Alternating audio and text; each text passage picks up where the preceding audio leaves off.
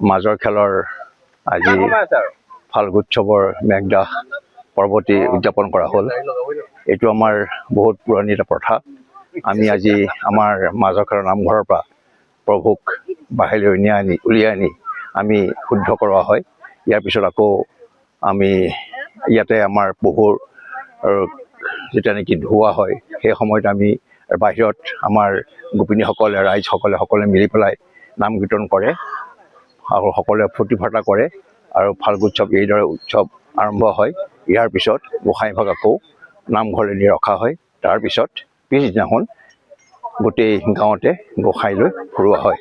এইবোৰ আৰু সেইদৰেই ৰং ৰহস্যৰে ৰং খেলি পেলাই আমি সকলোৱে অতি ফূৰ্তিৰে আনন্দৰে এই ফাল্গুৎসৱ পালন কৰা হয়।